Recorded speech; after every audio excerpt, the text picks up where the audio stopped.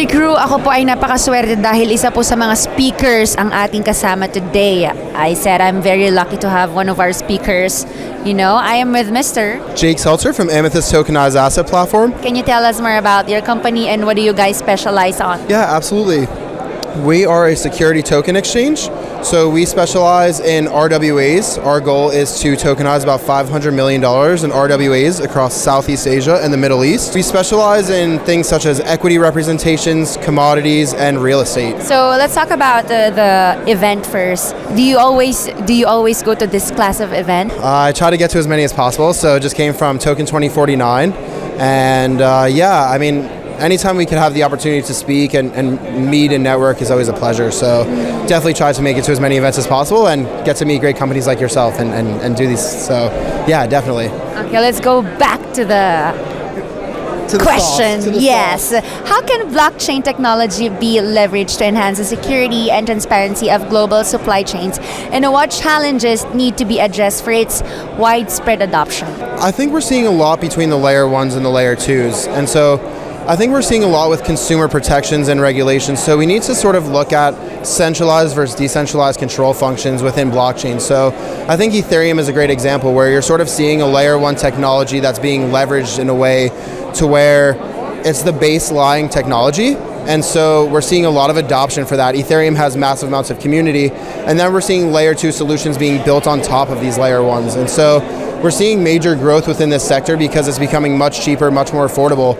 One of the major things, especially within economies like the Philippines, right? We're seeing cross-border remittances being done at a much cheaper, much faster rate. And so when we talk about the widespread use of blockchain technology, we're not talking about the technology itself, but rather the way the functionalities of the blockchain are actually being enacted for the end user. And so I think we're seeing major growth in that, and that's contributing to that widespread impact. What are the potential regulatory and legal implications of decentralized finance or DeFi platforms built on blockchain technology, and how can regulators strike a balance between innovation and consumers' protection in this space? Look, I think anytime you sort of talk about regulation and consumer protection, there's a certain idea that the regulators are here to sort of get us, and that's such a misconception, because when you work in securitized assets, and obviously these securitized tokens are very regulated, and these assets are being done in this way to offer protection for the end user.